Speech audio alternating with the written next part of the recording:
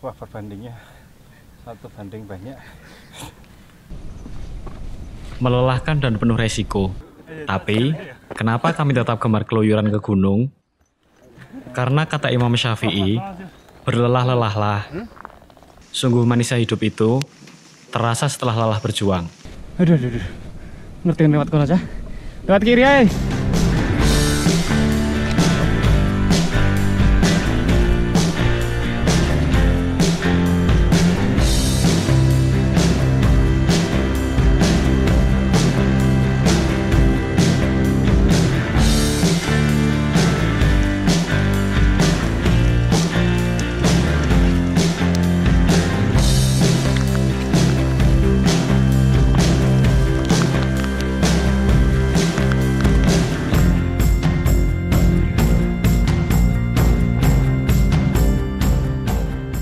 Assalamualaikum warahmatullahi wabarakatuh.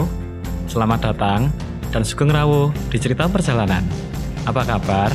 Semoga sehat dan bahagia selalu.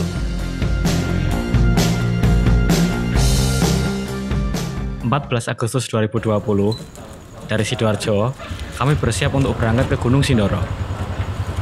Berbeda dengan pendakian biasanya yang lokasinya dekat, kali ini kami harus berjalan lintas provinsi. Beruntungnya, ada hamba Allah yang berbaik hati meminjamkan double cabin untuk kami.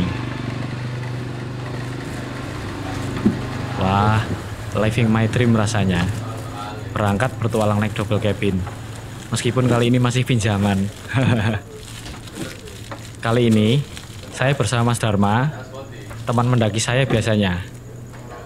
Serta ada Denny, adik kelas saya yang baru saja wisuda. Selamat ya, Dek. Bersiaplah menyambut kehidupan yang nyata, yang kadang kejam. Enggak sih, kehidupan itu baik kok. Siap sudah. Barang bawaan dan rombongan sudah siap, kami pun berangkat. Sebagai penggemar berat suara mesin diesel, saya menawarkan diri untuk menyetir terlebih dahulu.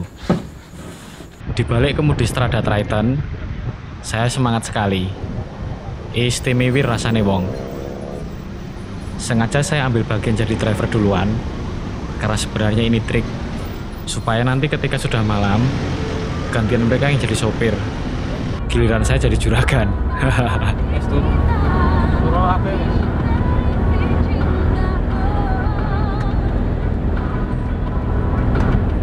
Kami ambil jalur tol, menuju Nganjuk terlebih dahulu, untuk menjemput satu peserta lagi, Rosid, kawan seangkatan waktu kuliah dulu.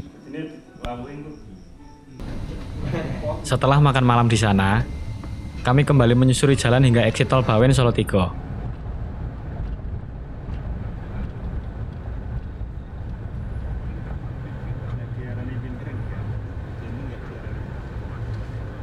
Cuma tahu lebih dulu, karena kita tahunya dari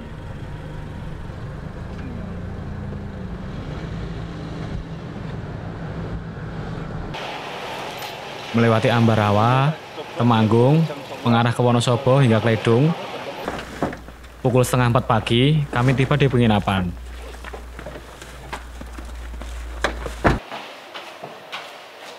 Kami beristirahat dahulu setelah berkendara hampir 400 km.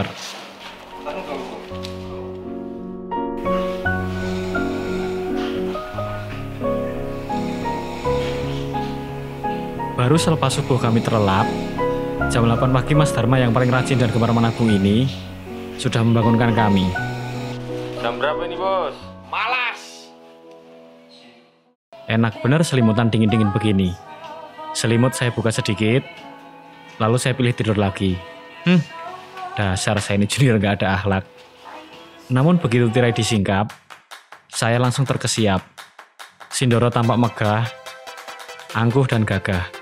Meskipun tubuh terasa lelah, namun semangat kami membuncah. Saya pun lekas bangun dan menyusul yang lain bersiap-siap, agar tidak semakin kesiangan. Mengemas barang sudah beres, kami lakukan lagi persiapan paling krusial dalam mengawali perjalanan. Sarapan pagi.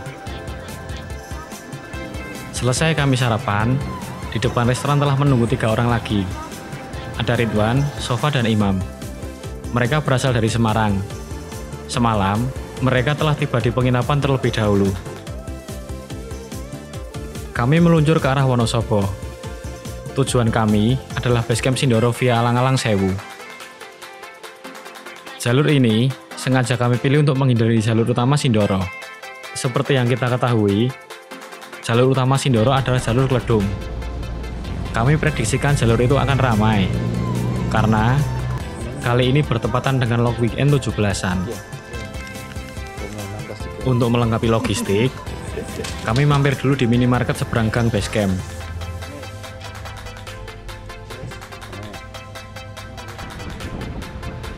Lokasi basecamp ini sedikit masuk dari arah jalan raya.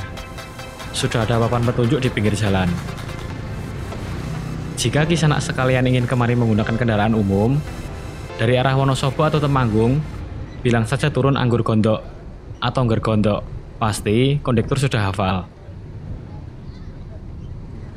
Dari jalan raya Wonosobo Temanggung, basecamp ini jaraknya 250 meter saja. Basecamp Sindoro via Alang-Alang Sewu dikelola oleh Pajero, bukan Mitsubishi, tapi Pajero itu singkatan dari Pecinta Alam Jelajah Rimba Sindoro.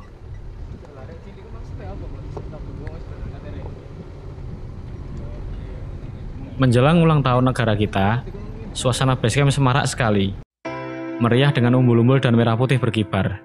Hal ini jadi mengingatkan saya dengan Annapurna Basecamp. Macam pernah ke sana saja. Basecamp Pajero cukup baik dalam mempersiapkan protokol kesehatan. Disediakan keran dan galon-galon untuk mencuci tangan bagi pendaki yang datang.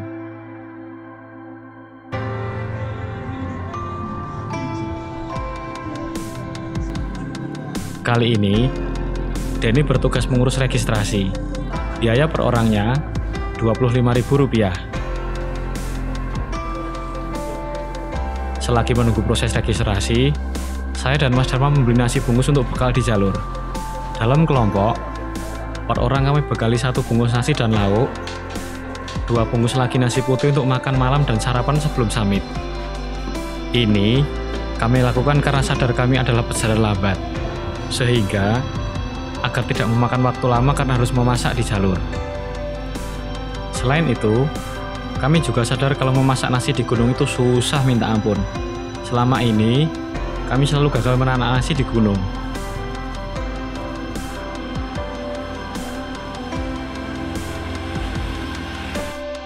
Daerah Temanggung dan Wonosobo adalah salah satu penghasil tembakau terbaik di Indonesia. Wangi tembakau menguar di sekitar pos, berasal dari tembakau rajangan yang sedang dijemur. Jarak dari basecamp menuju pintu rimba sekitar 2,4 km. Kisanak bisa berjalan kaki atau menumpang ojek. Kalau kami ya jelas memilih ojek. Ya hitung-hitung sekaligus ngelarisi bapak-bapak ojek yang pendapatannya berkurang selama pandemi. Aslinya memang kami ini malas.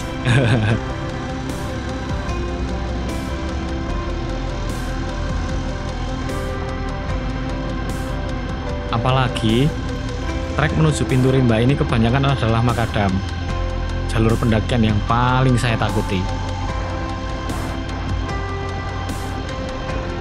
Ngojek di jalur pendakian adalah salah satu impian saya dalam gunung menggunung. Emang impian saya ini kok receh-receh begini ya?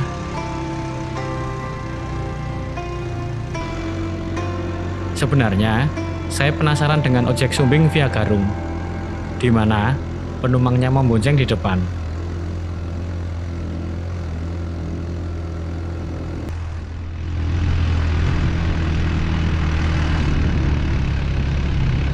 Hanya dengan 15 menit, kami sudah sampai di pintu rimba. Padahal, kalau berjalan kaki bisa memakan waktu setidaknya 2 jam. Mantap sekali lah, cukup 20.000, nggak perlu jalan kaki. Dengul dan napas bahagia.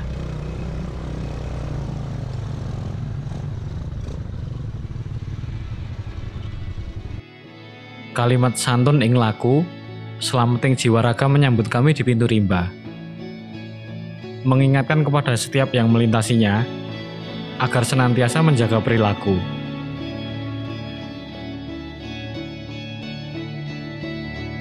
Doa pun kami panjatkan. Cak, sebelum lagi ketemu keluarga. Doa dimulai.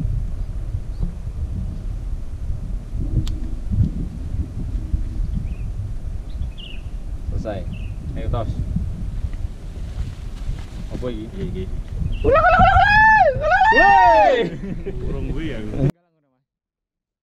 Bismillahirrahmanirrahim. Assalamualaikum Sindoro. Kami langkahkan kaki melintasi pintu rimba.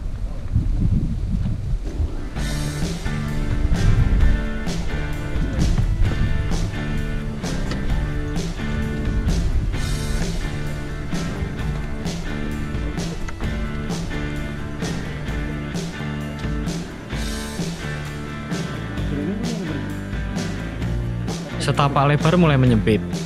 Jalur pun mulai diselimuti rumput. Rosid yang awalnya bercelana pendek minta berhenti untuk berganti celana panjang. Kok sempat-sempatnya itu loh.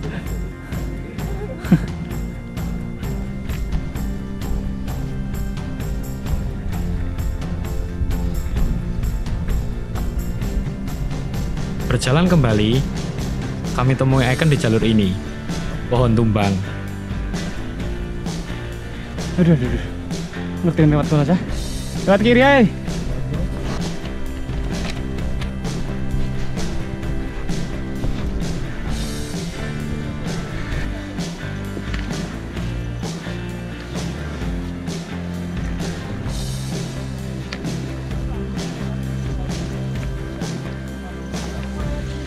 Melihat pohon rebahan di tengah jalur, rasanya tergoda juga untuk ikut rebahan. Bertemu dengan rombongan yang beristirahat di patok 2, demi kekompakan sama pendaki, kami ikut beristirahat juga. Padahal baru jalan 200 meter, tapi biar aja, puncak gak kemana kok. Sudah lama nggak mas? Dari mana mas? Turun mas? Yang dari Jakarta tadi mas?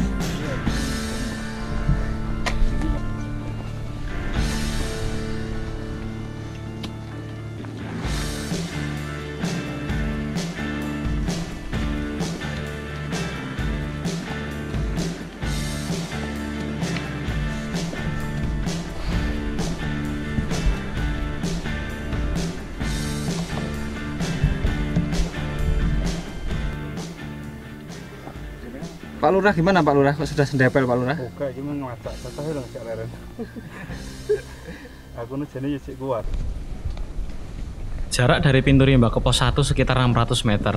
Sepanjang itu, jumlah pohon tumbang dan istirahat kami sama banyaknya.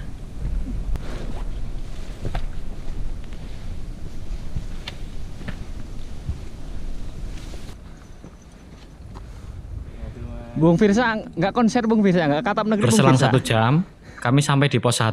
Udah nggak bisa nyanyi. Nama posnya, Lembah Kesunyian. Di tempat ini, tak lupa kami sempatkan beristirahat lagi.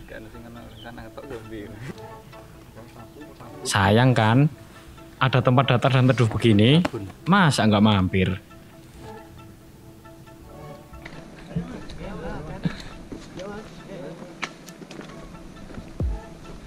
Gue mas.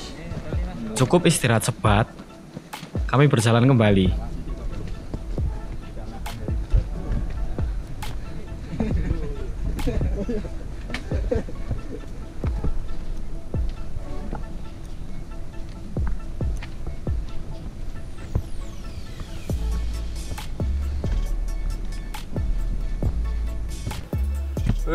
Tumbang. Robos. Ini pohon tumbang yang keberapa? Sekian.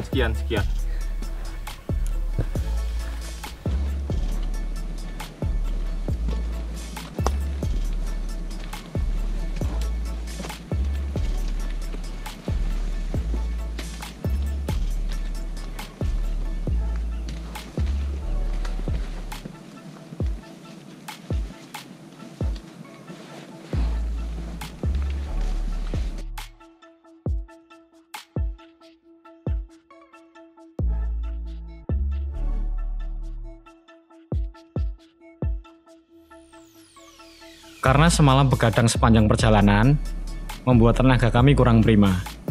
Beginilah akibatnya, di jalur kami kepayahan. Pak Lurah, kalau perbandingan dana kelurahan per tahunnya berapa Pak antara infrastruktur dengan pemberdayaan itu Pak Lurah?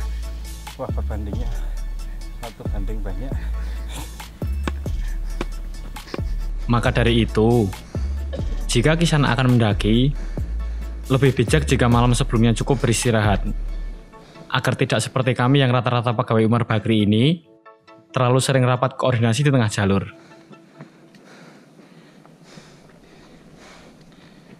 Dari pos 1, 500 meter kemudian, dapat kita temukan keran air. Masuk Microsoft Road Mas, salah Microsoft Road itu apa? Metro TV ya. Jangan lupa disangkrep. Jalur pendakian yang ada sumber airnya merupakan nikmat tiada tara.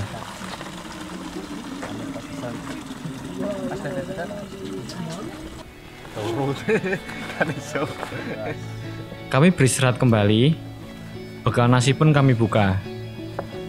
Di tempat ini, kami bersantap siang. Mangan godong garing. Tapi lek luwe rasanya ya enak.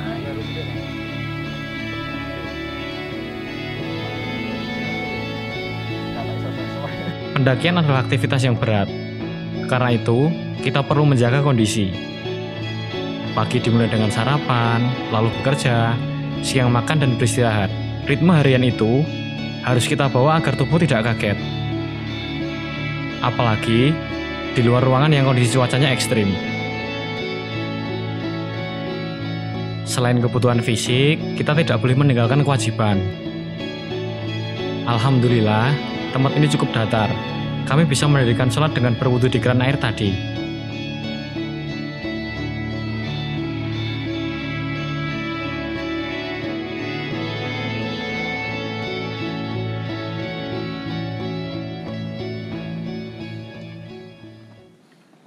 Sumber air di jalur pendakian Alang-Alang Sewu tidak hanya berada di keran barusan. Berjarak 200 meter, terdapat satu sumber air lagi. Tepatnya berada di Simpang Ngopitan. Sumber airnya agak keluar sedikit di jalur pendakian. Kurang lebih 5 menit berjalan kaki. Di Simpang Ngopitan, kami hanya berhenti sebentar karena sudah beristirahat cukup panjang di keran air.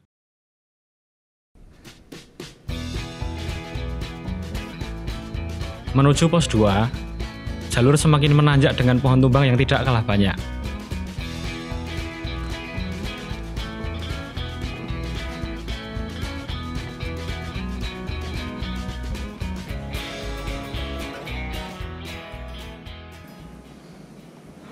Masih ketemu pohon tumbang. Weh, ciri khas jalur ini pohon tumbang. Moga gak wong iki tumbang ya. Semangat.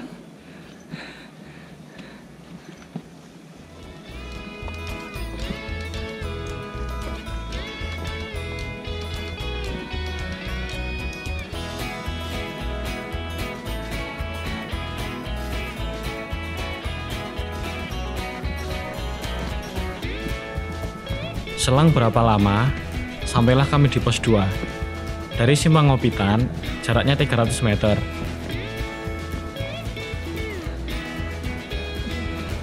Lembah Katrisnan terhitung luas, mampu menampung puluhan tenda. Kisanak bisa mendirikan kemah di sini. Tempatnya nyaman, sekelilingnya terlindung pepohonan, aman dari ancaman angin kencang. Selain itu, lokasi ini dekat dengan sumber air terakhir di Simpang Ngopitan tadi.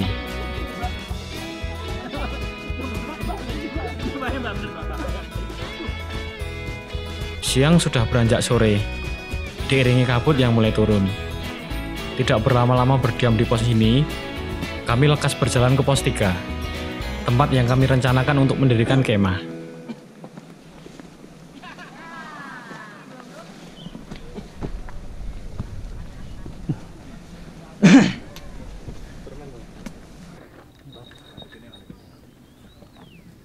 Jalur menuju pos 3 semakin berat, menanjak, dan berkelok-kelok di punggungan gunung. Meskipun begitu, saya jatuh hati pada jalur ini. Jalur tanah yang sedikit basah. Hasil hujan beberapa hari lalu. Tidak licin, juga tidak berdebu. Ah, nyaman sekali. Sebelumnya, Merbabu adalah jalur favorit saya. Begitu berkenalan dengan Sindoro, terpaksa saya membagi hati.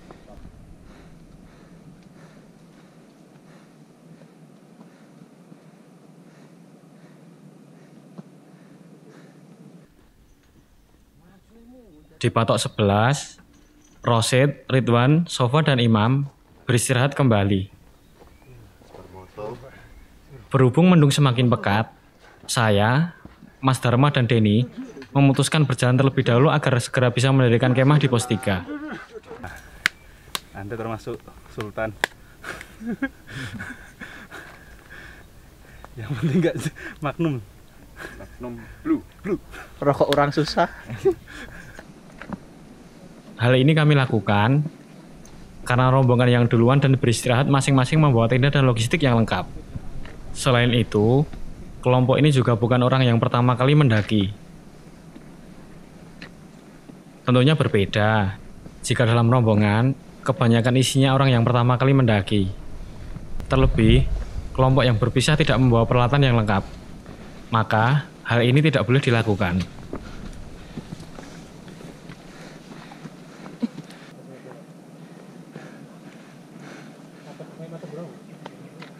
Mendung pekat yang kami kira hanya kabut, akhirnya merintik. Hujan mulai turun. Kami mulai memakai jas hujan agar barang dan badan tidak kebasahan. Beginilah gunung, cuacanya tidak bisa ditebak. Ketika berangkat panas, di tengah perjalanan bisa menjadi hujan deras. Oleh karena itu, apapun musimnya, jas hujan adalah barang yang tidak boleh ditinggalkan.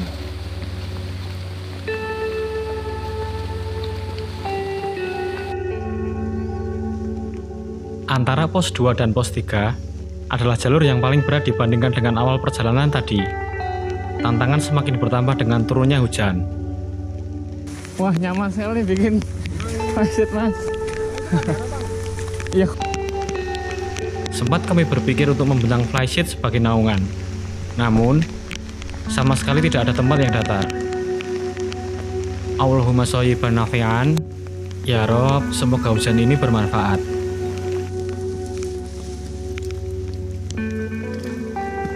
Temperatur udara semakin turun. Agar tidak kedinginan, kami harus terus bergerak. Tangan saya pun gemetar. Memegang kamera pun tak lagi bisa tenang.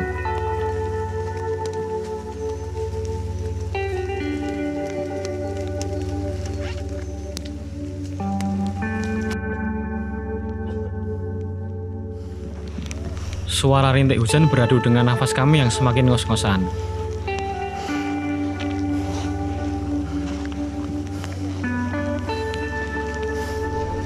Hingga di tempat ini, pos 3 juga belum terlihat.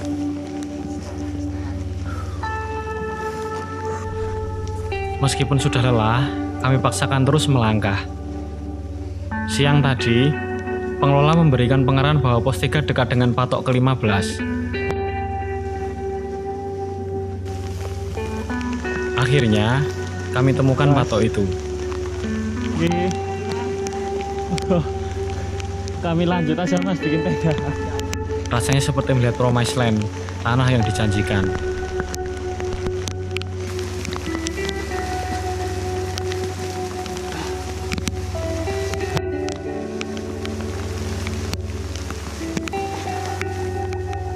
Berhenti sebentar mengatur nafas, kami lanjutkan langkah meski terengah-engah. Dari patok 15, jalur sedikit menurun disambut tanjakan.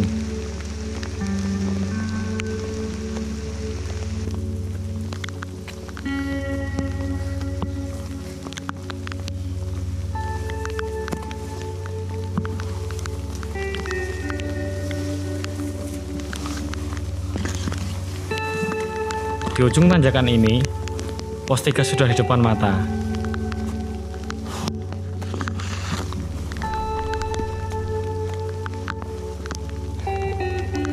Masya Allah. Lah kota. Campground.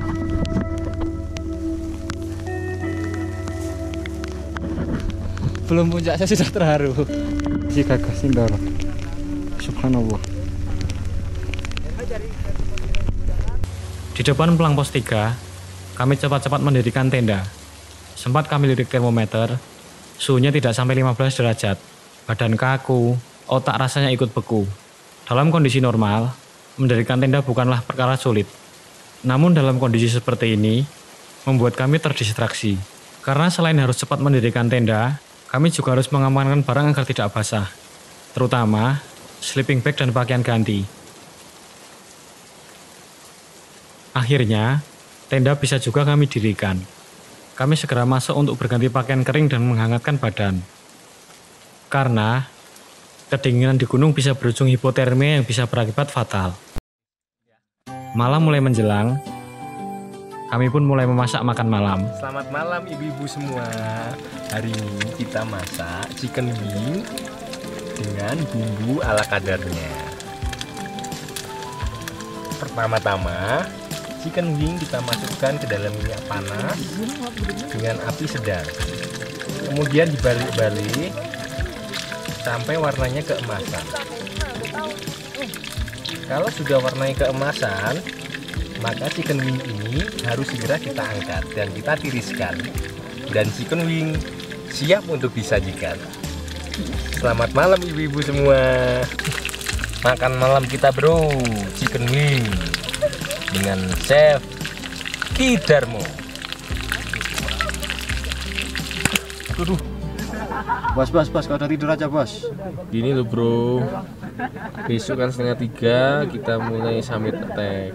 Jadi sekarang 6 jam lumayan lah buat istirahat, biar recovery lagi tenaga kita buat summit attack besok. Ini jam berapa emang? Jam 8:04.